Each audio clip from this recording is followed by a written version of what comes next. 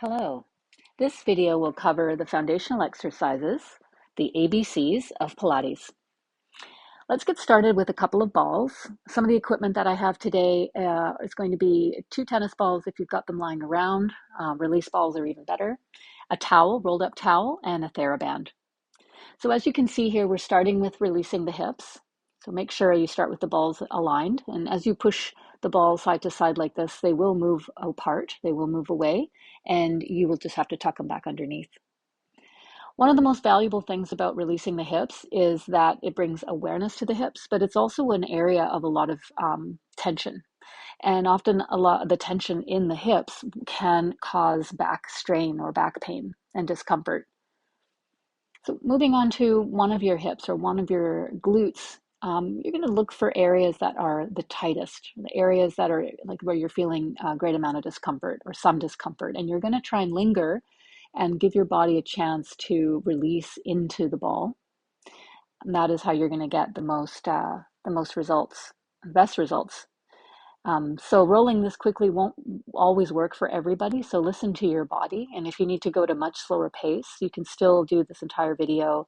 You can always just pause and take a moment to just roll out. You can extend this time. I don't spend a lot of time on rolling, but it is a great way to introduce awareness, of course, and that is an essential part of the fundamentals. So with your body or with your hips on the one ball, let's just start to move a leg back and forth, bending it or circling it. Breathe whenever you can. Try and balance on that one ball. And as you move that leg, what you're doing is you're changing your relationship or the pressure on that ball. And so the idea is that you release some of the muscle that's around that ball. And then going over to the other side, same thing, you're lifting and lowering the leg, and then just bending and straightening the leg, just different kinds of movement while leaning on the ball. And if you can come up with your own kind of movement, then that's okay too. And there's no wrong way to release your hips. I'm just offering some suggestions here and how I would do it, and the amount of time that I would spend typically just before a foundational class. All right, so we're moving into lifting and lowering the legs here to find what the pelvis is doing.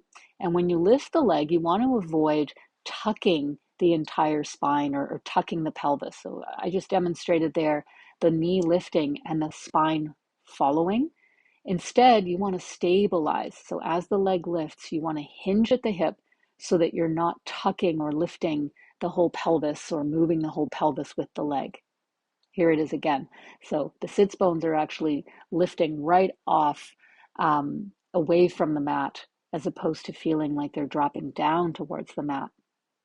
Anyway, this is really critical because in order to do these exercises, you want to anchor or have a feeling of anchoring the pelvis. So here we go. Squeeze your knees together really tightly, and on the inhale, try and lower the legs. And on the exhale, try and bring the legs back up again. Now, I don't demonstrate this. I realize I didn't do this in the video, but my upper body does not move. And I don't demonstrate the wrong way to do it. I just show this way to do it because you want to keep those ribs pulled back. You want to keep those shoulders back to the extent that you feel your arms. And then I've just added on here. So we go from lowering and lifting the legs to extending the legs.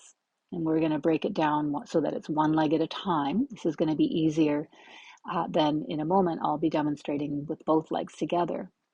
But as you reach one leg at a time, you're trying to keep your head back, you're trying to keep your chest nice and wide, and you're keeping those shoulders, shoulder blades on the mat, and the triceps connected. And here we go now with the legs, reaching out of out from the center. You're inhaling to reach the legs and exhaling to pull them in. Not everyone will be able to do that kind of breath pattern. So if that's the case, just breathe when you can. And you're squeezing the entire legs together like one leg. You're squeezing the heels all the way up to the inner thighs and reaching the legs only as low as you can keep your triceps and your arms connected to the mat, those ribs pulled in and the chest wide. So as soon as you lose that upper body connection, you've gone too low. Okay, so baby steps. Work from highest position with the legs to a lower position as you get stronger. Let's take a break here and just lower the feet down and then just roll the hips out side to side. And we're taking a break because I'm just going to review this really essential